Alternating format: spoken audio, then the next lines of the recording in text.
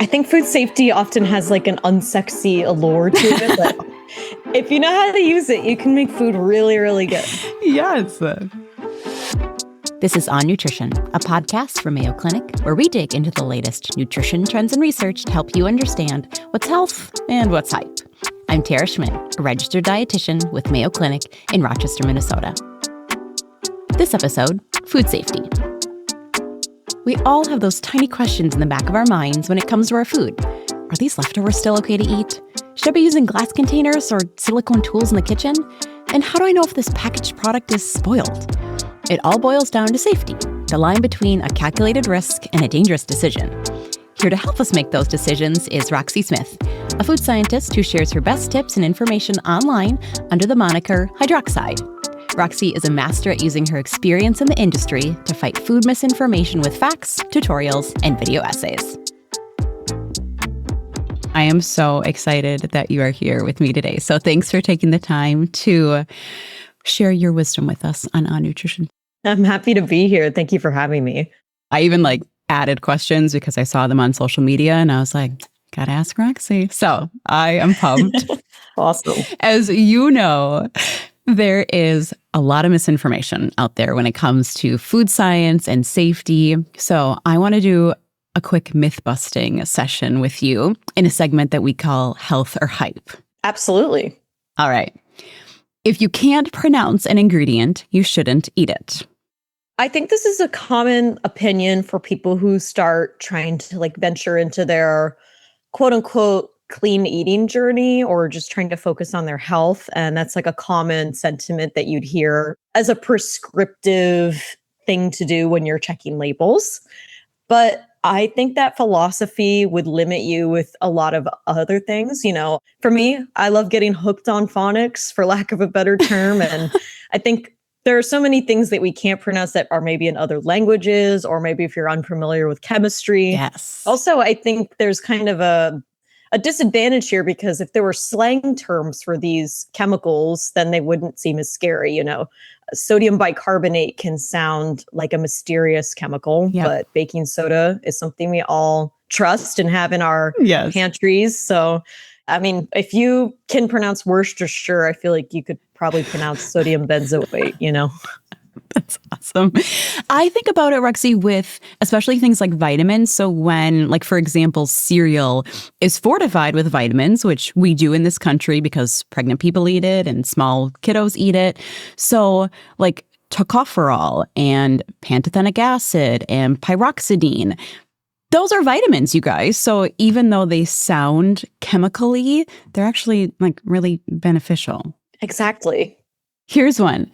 Azodicarbonamide, or the yoga mat compound, found in over 500 food products, is safe to consume. Tell us the health or hype behind this. It is safe to consume if the dosage, of course, is regulated, which it is. I also think this is a common narrative you hear when you're eating healthy, which is that if it's used in other industrial things, you should never eat it. It's in a yoga mat. Why are you eating yoga mats? Jet fuel, right? Isn't that one out there? That's an ingredient in jet fuel. Exactly. But azodicarbonamide is a dough conditioner. It's usually found in mostly bread items. And the limit in the United States is 45 parts per million, which is not even a pinch worth of that. And it is highly regulated and also easy to avoid if you just really don't want it in your food. Okay, health or hype. Raw milk has more health benefits than pasteurized milk. I would say this is definitely hype. I would say there's no benefits to having raw milk over pasteurized milk, and the risks outweigh whatever non-benefits there are because raw milk can contain microbes like listeria, which can cross the blood-brain barrier and can cause long-term health conditions like listeriosis. It can induce miscarriages in pregnant people. It can cause kidney disease in children and adults. And pasteurization of milk doesn't affect nutrient content because we've developed such a good process that it only needs to be heated to a very specific temperature for a very specific time, and then it's completely safe to consume. No bad bugs in there at all. Pasteurization is truly life-saving and has been life-saving since we've been doing it. So I really kind of hate that we've gone backwards, if I can say that opinion. I mean, a lot of people think it's just a personal health thing, but it is honestly a public health concern because consuming more raw milk means bird flu, it means affecting cows, it means affecting humans. It could create more virulent problems. It's overall my least favorite new trend. Let's talk about the Dirty Dozen. That's an annual list of produce with the highest alleged pesticide residue. This year's list mentioned spinach, peaches, and potatoes. Roxi, is this health or hype? So this is definitely hype, the organization who does it. They basically just fetch a bunch of data from the annual pesticide report conducted by the USDA. And the whole issue with the Dirty Dozen is how they measure pesticides. So they're not measuring how high the dosage of pesticides are. They're just measuring how many pesticides are present. So they're like, it contains this pesticide and that pesticide and this pesticide. It makes it look bad. And it also negates the fact that organic produce does use organic pesticides, but they don't measure for those. Something that we tend to have a concern with clinically or in the hospital, a former guest on the podcast, Joy Heimgardner, has had to kind of fight this narrative around the Dirty Dozen forever. And what her experience has been with patients is that it really limits their intake of fruits and vegetables. So yeah, it can be really frustrating from a clinical or a counseling standpoint when this kind of fear gets out there. And if someone can't afford or doesn't have access to organic, then they just don't eat the fruit or vegetable at all. And that's not what we would prefer as dietitians and food scientists. I mean, conventional and organic produce have the same exact nutrition. There's been no studies that confirm one is better than the other. And it's better to eat more fruits and vegetables than the perfect fruits and vegetables. Yes. Health or hype, eating organic foods reduces your risk of cancer. This is also hype. Unfortunately, this is not a one-to-one thing in terms of contracting cancer from, food chemicals and that sort of thing. Organic foods use pesticides like hydrogen peroxide. And I think my statement still stands from before, which is that eating a rich diet in a variety of produce is always going to be better than limiting all your intake of these important vitamins and minerals and fiber and picking the quote unquote perfect kinds of produce. Last one, I should be avoiding foods that contain glyphosate. This is hype. I think people's concern comes from the fact that it's like a Roundup Ready spray, but there's like a lot of misconceptions around glyphosate. So it's used to basically help with crop yield. So basically like growing plants.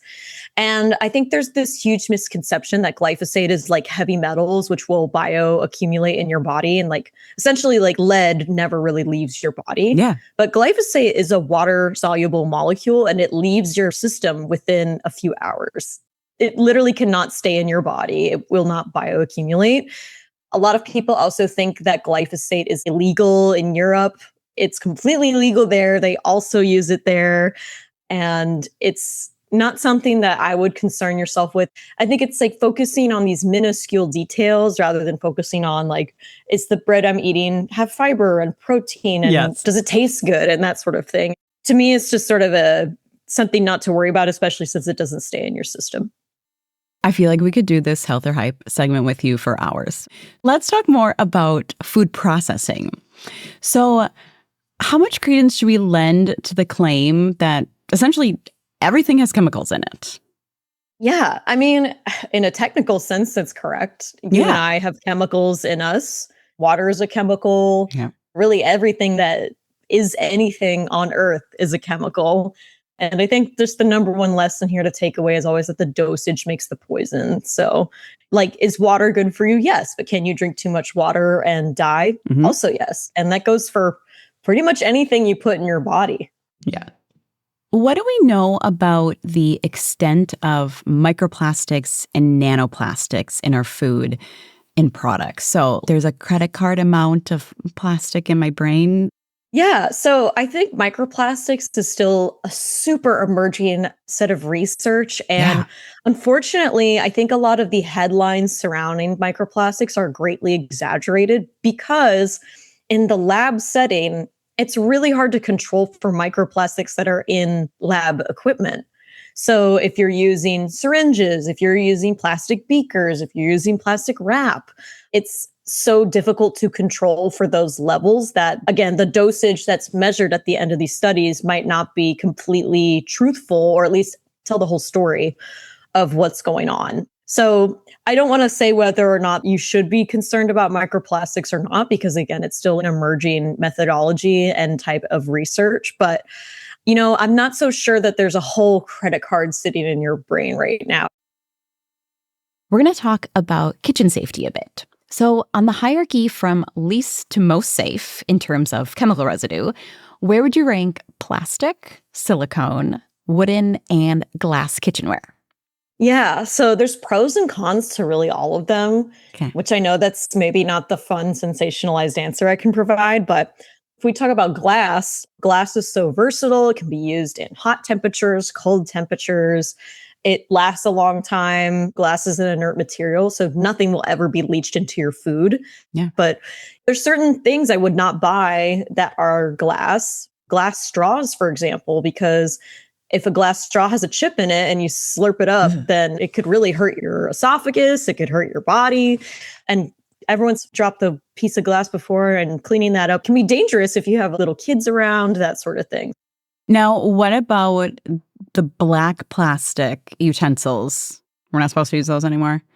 The American Council of Science and Health took a look at this, and basically one of the reasons why they said that black plastic is really bad is because there's like a flame retardant chemical in it that, protects it from lighting completely on fire, but maybe not a great chemical for human health. But basically they ended up retesting it, and it's still at 10 times lower the limit set by the Environmental Protection Agency. And the exposure to it is not nearly as high as people once thought. So I wouldn't say you have to go throw out all your black plastic unless you already did. Okay, there we go. I kind of think the sweet spot with kitchen utensils is silicone. Okay. Because silicone is found to not have as many microplastics associated with it. It's chemically inert. It's a lot more heat stable. So you don't get like that weird, when you microwave a container and it warps all weird and stuff.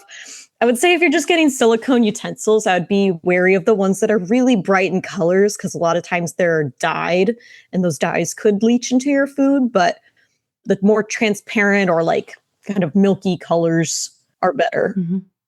What should we actually be concerned about when it comes to the extent of processing in our food? So we have had an episode, I'll tell you, on ultra-processed food, et cetera. And we went through, like, if your grocery store kindly washes your apples, technically processed, all the way to, I literally have no idea how they make a Taki or some kind of snack food that's blue or neon green.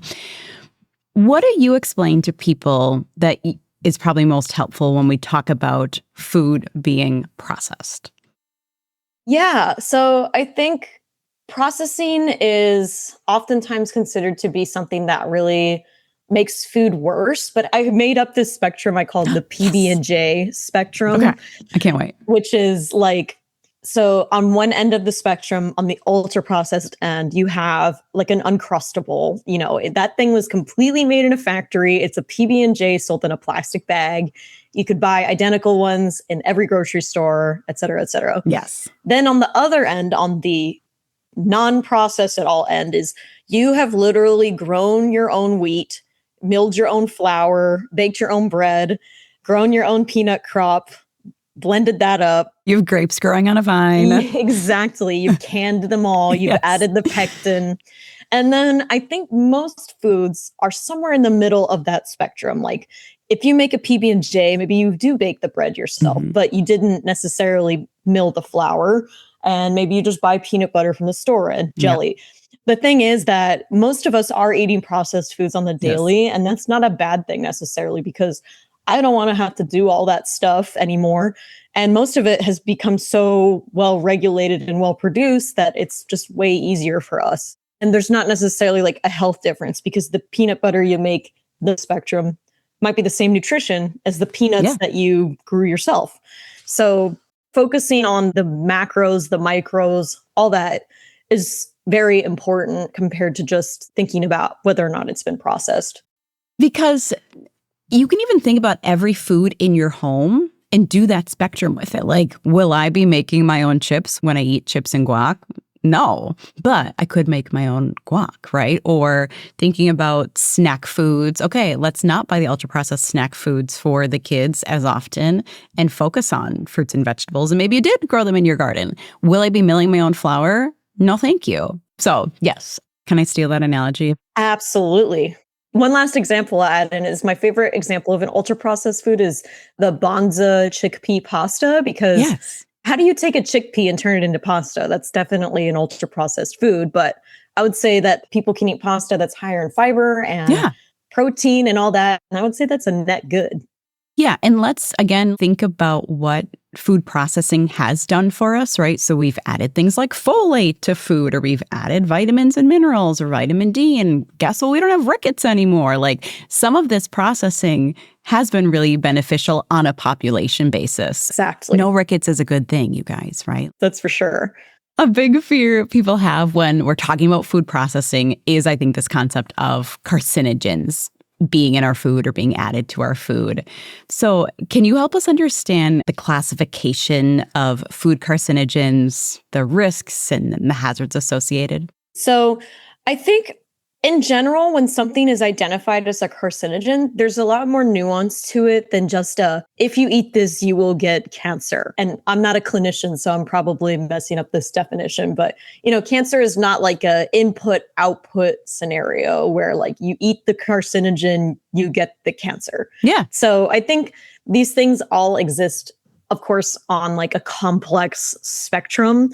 There are a few foods that are considered to be class 1 carcinogens. Deli meats are one of them. I feel like every year there's like a news article flurry of like bacon is a carcinogen. And hot dogs take 7 years off your life. Did you ever hear that fact? I think I For did. every hot dog that you eat, I would have been dead a years. long time ago. Exactly. But yeah, I think one of the issues with carcinogenicity in food is that a lot of times it's due to very specific compounds. So it's not necessarily just the food itself, but like processed meats are typically cured, and the curing process usually involves a chemical called sodium nitrite or sodium nitrate. And the issue with that is these can develop into compounds called nitrosamines, which causes the carcinogenicity. And I think some of the confusion that comes with that makes food marketing particularly confusing is you might have heard that sodium nitrate is a carcinogen. So you look on the label and you try to avoid ones without it. And they might contain something like celery root powder. But the thing is that celery roots, they contain nitrates and nitrates, which can also turn to nitrosamines once heat is added. So I think there's like sometimes this clean label confusion that you'll never get any of these carcinogenic chemicals through natural means, but sometimes you can, unfortunately. And I always say too, like when we're concerned about like glyphosate and things like that, I think we also forget that alcohol, aka ethanol, is still a class 1 carcinogen and something that really affects your health across the board.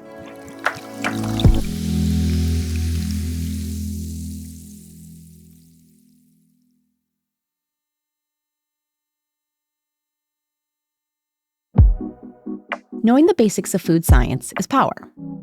Be wary of labels like the dirty dozen. From a nutrition standpoint, organic and non-organic produce are pretty much the same. Consuming organic food won't reduce your risk of cancer. And it's too soon to definitively tell if avoiding microplastics in your kitchen tools will either. Though to be safe, it's best to use glass, silicone, or wood products while you cook. Is almost everything processed? Yes, technically. But some processes, like pasteurizing milk, can actually make foods safer to consume. Processing is a spectrum, and while it might be cleaner to make your own PB&J from scratch, sometimes the store-bought convenience is worth the potential health risk. Now we'll talk about the basics of food safety, starting in the kitchen. So we are going to do another round of health or hype with you. Fun. But this time it is about habits we may have in the kitchen. So first one, health or hype. Eating food that was dropped on the ground is fine as long as it was only a few seconds. Many people call this the 5-second rule. This is hype for sure. The bottom of your shoe, if you wear shoes in the house, has, doo-doo particles on it.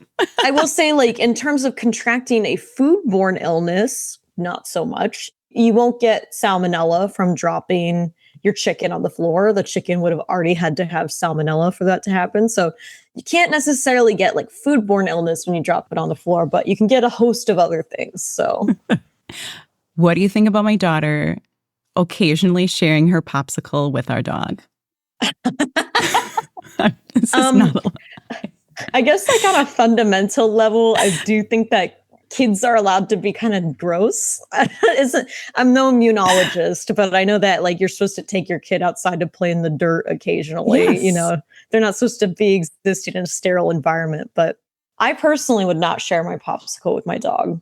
Okay. I don't either, but she's little. It happens fairly often. For sure. Yeah. Yeah. I don't think you're going to contract like a long-term disease from that. Okay. So health or hype, letting freshly cooked food cool before you put it in the fridge is good for you. So I would say this is health if it's done properly. So there's a big misconception that cooked rice, like you're not allowed to reheat rice. Cold rice is very trendy right now. It is. But the thing is, you can reheat rice as long as you stored it correctly. So what I would recommend is if you just put a giant vat of hot food in your fridge, it can affect the whole temperature because the fridge is trying to adjust for all this hot food. So if you spread it over a large surface area, it will cool down more quickly. So if you have like a tray or just a big shallow container and you have hot food in there, that's a way better way of storing things in the fridge rather than just putting them in the tallest, densest deli container you can find and leaving it be. Yeah, you want it to cool in a shallow container because food that is densely packed can cool unevenly and then grow bacteria. On the flip side, when it comes to thawing, please thaw your food in the fridge. Right, Roxi? Absolutely. The best way to thaw is to obviously leave it in the fridge, but we've all been there where we really want to eat chicken and we're like, oh, I forgot to put it in the fridge. But what you can do that's actually technically more food safe is if you put it in a bowl of cold water to thaw for a little bit. But yeah, I would not just leave it sitting on the counter. Speaking of chicken, what about washing raw chicken with soap? I want to say that's hype because I know that is definitely not health. I think washing chicken is definitely a common practice in a lot of people's cultures. Washing with soap is a step ahead, I would say, though, because a lot of people I know just rinse it with water. But unfortunately, both ways are really not great. Okay. I would say the soap and water one is worse because soap residue on food can give you a stomach ache sometimes. Like that's why you're not supposed to wash your fruits and vegetables with soap. And in general, washing raw meat basically allows your entire kitchen to have, these droplets fly out that could have, whatever the raw chicken has in it. So it's not a practice I would recommend, but I also know it's a very cultural conversation surrounding that. But soap, definitely don't do that. Okay, no soap. Let's talk about fruit and vegetable washes. Is that what they call them? I don't think they call them soaps because that sounds scary, but like the produce wash that you may see in your grocery store. Yes, this is something that's like the bane of my existence because how could we stray so far from God that we had to buy a $7 to $8 spray thing that we could literally do at home for free with our water bill? Any type of pesticides, pathogens, etc., just washing with cold running clean water and doing a little bit of a scrub depending on the type of fruit or vegetable it is. That's all you need to do. Fruit and vegetable spray is usually just a mix of essential oils and glycerin and these things that I guess technically could remove some outside things, but you just don't need it. I'm tired of people spending their hard-earned money on things that they don't need. Food is expensive enough, right? Yes. And some people like to soak in vinegar. Yeah. There's not necessarily an advantage to this, but I also know for things like you said, like berries, that can be a little better because obviously you're not going to scrub a blackberry really hard or else it'll explode. So you're cool with the vinegar thing? Vinegar is cool, but it's not necessarily any better. Okay. Using a food thermometer. You're a food scientist. You're a food safety kind of person. We're cool with food thermometers, yes? Absolutely. That is definitely health. I think everyone should have a food thermometer. I think even if you're the person who wants the bluest steak on the menu, you should have a food thermometer because you're basically ensuring that your food is cooked to the temperature that you want. Yeah. And once you learn a little bit more about how time and temperature interact, you can really maximize your knowledge of temperature and like weaponize it to make food as delicious as it can be. I understand why everyone is afraid of uncooked chicken, which we agree with. We don't like the scary things that come in raw chicken, but it doesn't have to be dry. Yes. I think food safety often has like an unsexy allure to it, but if you know how to use it, you can make food really, really good. I agree. Okay, let's move on to general kitchen tips. When someone's cooking and their hands get slightly dirty, can they just rinse their hands with water to get the flour or the egg off? Or is that risking cross-contamination? I would say the technical answer is yes, of course. I kind of knew that, yeah. Raw eggs have a lot of issues surrounding them. And also handling the outside of eggs can have their own problems because a lot of times egg shells are where salmonella can come from. Think about where that eggshell came from, you guys. That's true, yeah. But I will say, like, it's much better to do something than do nothing at all and just leave the egg goop on your hands. And like carry it around the kitchen to all the utensils. Yeah. Okay, this is a really important question. Do you eat raw cookie dough? I don't. And it's for a surprising reason, which is that people always think about the eggs, but the flour is actually the bigger problem, which no one would expect because you're taught your whole life, like, eggs have salmonella, eggs are bad, da-da-da. Eggs have really had such a poor PR campaign for like the past 30 years. They're like good and then they're bad and then they're good and then they're bad. But flour is secretly the culprit in raw cookie dough because it can contain something called aflatoxin, which is a type of mycotoxin that is like super dangerous. And it's very rare, luckily, but it's just not something that you want to mess with, unfortunately. I know there's a lot of recipes out there, though, for like safe edible cookie dough. And there's even some companies that make an edible cookie dough out of, I think, pasteurized flour. Yes. Or you can like toast it ahead of time, right? Like you can. Yeah, at that point, just bake the cookies. Let's talk about some of the dates on food. I don't think everyone understands all of the different dates on food. So can you help us understand the difference, if there is one, between an expiration date and a use-by date? So there's two ways that foods are dated. They're dated for safety and they're dated for quality. Yes. So if you see a date that says use by, definitely follow that date. That is a food safety date. If you haven't used it or eaten it, just throw it out. And quality usually has to do with like, it might taste kind of mushy. The color might not be as good. Things might separate a little. The flavor might turn rancid, that sort of thing. Now, those things are not great, but they're not going to hurt you for sure. There's a few different types of quality days. There's best by, there's best if used by. If it says you should probably do it, like if there's like an error of probably in the label, that's when you should consider it to be more of a quality date. And that one has a little more flexibility, especially if it's something like a jar of pasta sauce. You know, a jar of pasta sauce has already gone through a canning process. It's an acidic food. It'll probably be fine for a long time. So you don't have to throw it out the moment the best by date ends. But I think we've all been to our parents' house and they have like a jar of mustard from like 2011. The condiments. That was from 10 years ago, Mom.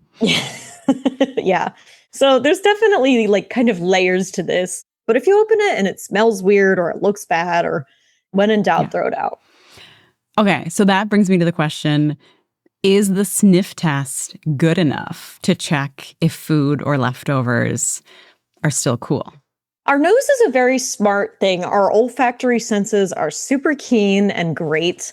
But if you sniff something and it smells okay, that's not necessarily like a scientific confirmation because Listeria doesn't smell, salmonella doesn't smell. A lot of these foodborne pathogens that are super dangerous don't necessarily have an odor to them. This is a concern of mine because berries are expensive and I have young kids who I love eat their $8 blackberries every week before I get any. So if like one berry in the pint has mold around it or like the edge of the cheese has mold around it, do we throw the whole thing out? I hate being this person, but I would say yes, especially with berries. Really? Crap. I know. I think just because you see the mold on one end doesn't mean that those mold particles aren't growing on the other side. That's why I buy frozen berries. Okay, how did you know this? Next question. How long is too long in the freezer? Is there an end date? That's a good question. So technically, food in the freezer is good forever. But the caveat to that is your freezer at home is not like a constant lab tailored thing. You might open and close it a lot. You might have left it open for too long. Your power might have gone out. Exactly. So it's definitely a quality thing for sure. So like freezer burn and just stuff just getting kind of old after a while. But it is technically safety wise, like indefinitely good in there. But most of the time, I wouldn't recommend keeping anything longer than like a year. Do you have any top either tips or concerns when it comes to cross-contamination when people are either prepping or storing their food? Yeah. When you're cooking at home, the way that I like to do it is I like to do all the vegetables and grains and all that first. And then I save meat and eggs for last. I think we've all like handled raw chicken, raw beef, whatever before. And I feel like I'm washing my hands every 2 seconds. You have to wipe the counters. It can just go everywhere. So I recommend just doing it last because you don't have to prepare anything else on those surfaces and you're just kind of at a lower risk of cross-contamination. I actually do that, but it's to save myself dishes. Like I'm fine chopping the onion on the cutting board and then putting the raw chicken on the cutting board. I obviously wouldn't do the opposite, or like the knife even, right? Like I can reuse the knife, hopefully, nod your head, Roxy, that I used with my onion to then cut my raw chicken. It's also a great reason to do it, for sure. It's like you don't want to have like 6 cutting boards in the sink. Like I've seen that as cross-contamination advice where it's like you got to prepare everything on separate cutting boards. And I'm like, who has that many cutting boards and who has that much surface area? I know. Not me.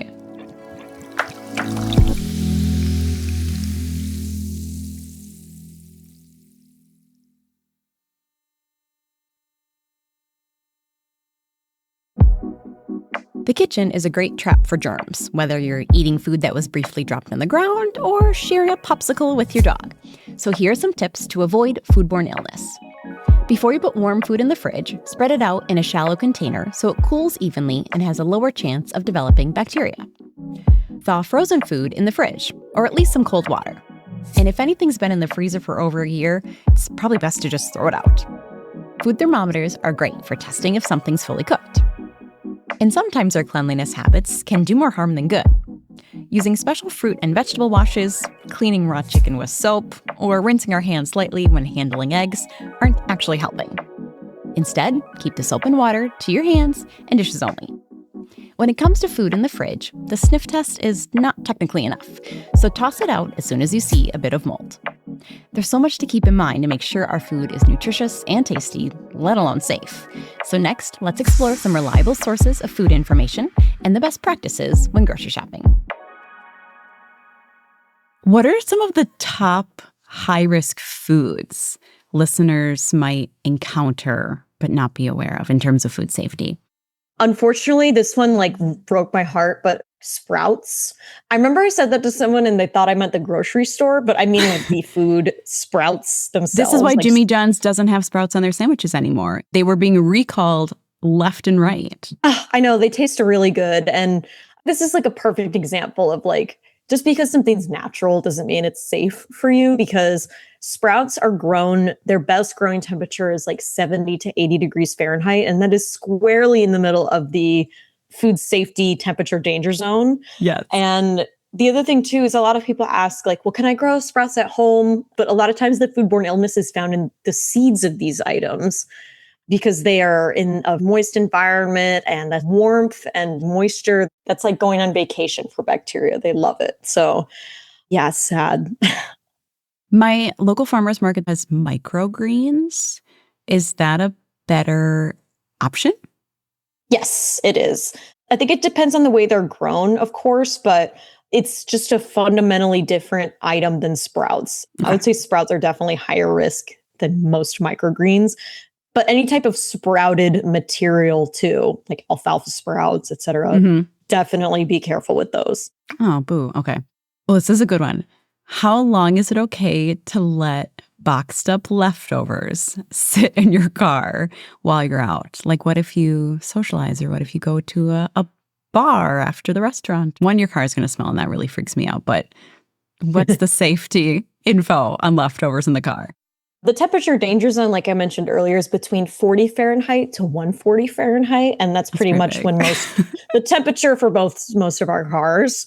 And most of the time, I wouldn't recommend leaving them in there for longer than 2 hours. Okay. And if it's really hot outside, maybe not even longer than an hour, because if you leave a burger in your car and it's 95 degrees outside, it's going to have a lot of microbial growth that could end up making you sick later. When we are grocery shopping, are there things that people might not know to look for? Like, is it okay if the plastic wrap on the meat is puffy? In terms of seeing like puffed up meat packaging, there's a few sort of nuances to this, unfortunately, which is that a lot of meat is packaged in something called modified atmosphere packaging. Like, have you ever seen like a little styrofoam tray of 2 burgers or something? Yes. And the plastic wrap is not like flat on them. It's sort of lifted. It's like a perfect seal. It's like domed. Exactly.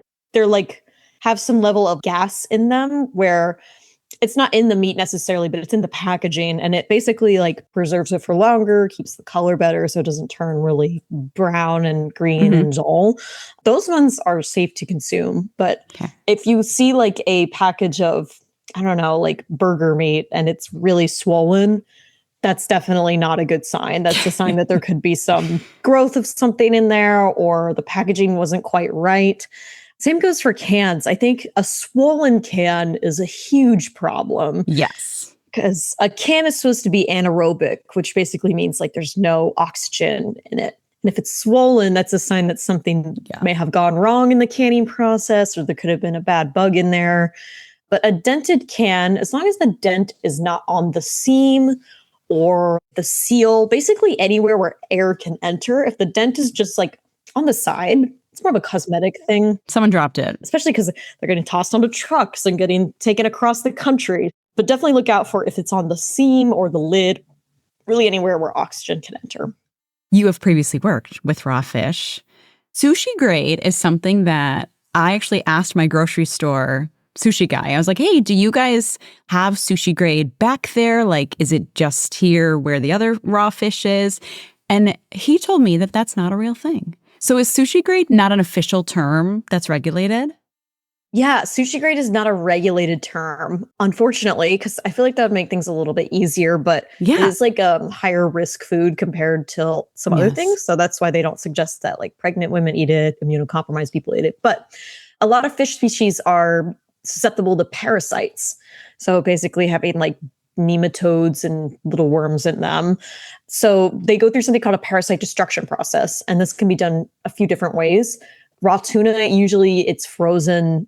It's like a very specific guideline, but essentially you're freezing it so hard that all the parasites die. So then the sushi you eat doesn't have any parasites associated with it. For a lot of raw salmon, they're farmed salmon, so they're fed like pellets that basically prevent them from growing any parasites whatsoever. But the unfortunate thing is, like, if something is called sushi grade, that's not a sign or like a verification that it's gone through parasite destruction. I would say it's somewhere like a context clues situation. Like if you're in your local Asian grocer and they have that, chances are they probably are. It's a parasite destruction thing. And you can always ask the person at the kiosk if they have information on that. But yeah, sushi, definitely eat away if it's within your risk tolerance level. What should someone do if they discover or kind of suspect that their packaged or restaurant food is contaminated? Are we calling someone? I think there's two different routes. A lot of foods are grouped into the retail side and the food service side. So food service is like restaurants, kiosks, basically anyone who's prepared food for you. And then retail is like you just bought canned tuna or you just bought a thing of ground beef. On the retail side of it, if you just bought something from the store and you think it's making you sick or something, what you should definitely do is take photos of the item, write down everything about the item, like the long name of the item to the exact level, the expiration date or the best by date that's on there. If there's a lot code on there, a lot of people don't know where to find that. But if you just see a random selection of numbers and letters, just write it all down, and take lots of photos. Then I would send it to a few different folks. I would definitely send it as a complaint to the food company who made it, because despite what a lot of people think, food companies do take that seriously because they want to nip it in the bud. You'd want to tell probably your local health department as well. So your county or your state health department. There's also a report you can do on the FDA site that basically you can report you've had issues with this. And for food service, I would say like pretty much the same, especially because a lot of restaurants or kiosks are managed by specifically the county health department. So they would want to have that on their list. And actually, fun fact, in any US state, you can find all the health inspector reports of any restaurant in your local area. And you might have some rude awakenings if you look on that website. If someone's not displaying their bad grade right on the window. That's a bad sign. Where would you point listeners for accessible, reliable food safety or food science information? What resources can you share with us, please? I would say the number one underutilized resource, in my opinion, is something called extension. So any state university in the United States has a extension program that is part of their agricultural college. So Michigan State University, NC State, UC Davis, you have a college in your state that has an extension service. So you'd want to look up the acronym of that college and then the word extension. And the great thing about these programs is they have tons of articles online about food safety. So if you see that anything is from a collegiate extension program, it's super reliable. It's university funded and backed information. So it's done by scientists and scholars, et cetera. And a lot of times your extension program will have local chapters where you can go learn how to garden or learn how to can food safely. And a lot of these activities are pretty cheap and it helps you learn a lot. So I would say that's like definitely a resource I would 100% go utilize. Yeah, that's awesome. Roxi, any last top food safety tips or fun facts that you want to share with us? I would just say like food is meant to be something that keeps us alive and also brings us joy. It's not meant to be something to be afraid of or to be constantly having anxiety around, which is obviously easier said than done. But as someone who's worked in the food industry, I can say like a lot of my fears have been quenched by what I've literally seen and experienced. Would you say it's true that the United States is a place where we take food safety extremely seriously? Absolutely. I think it's way better than people think. I think it's underfunded and underutilized sometimes. We're the heroes that are in the dark doing the ugly, unsexy work. I've worked in a meat processing plant before and I would have eaten off the floor there. They had an inspector come in and their only issue was that their hand washing temperature was too hot. Of course, everything has its own pros and cons and nuances. Every facility is a little different, but I was pleasantly surprised by that. That's super cool. Well, you are not a hero in the dark anymore. You are a hero on social media. I love following you, and I was so pumped when we snagged you for this interview. So, Roxi, I want to thank you for your time, but more importantly, just for all of the knowledge that you shared with us, but that you're kind of sharing with the world in such a fun, relatable, and calming way. Where can people find you online? You guys can find me on TikTok at Hydroxide, on Instagram at hydroxide.foodscience. And you can also find everything on my website, hydroxidefoodscience.com. Thank you so much, Roxi. I appreciate you. Of course. I appreciate you. Thank you so much.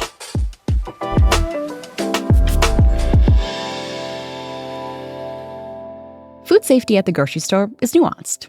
While some swollen meat packaging might look suspicious, know that sometimes a puffy package is there to preserve the meat for longer. A dented can is okay, as long as it's not on the seam or lid. But if you suspect your food is contaminated, document the product and report it to the food company, as well as your state health department to make sure it doesn't happen again. For reliable food safety information, one good resource may be your state university extension program. As always, stay vigilant, but don't be afraid.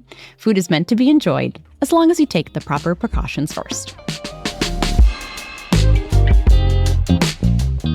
That's all for this episode, but if you have a follow-up question, leave us a voicemail at 507-538-6272, and we'll answer it in a future episode. For more On Nutrition episodes and resources, check us out online at mayoclinic.org/onnutrition.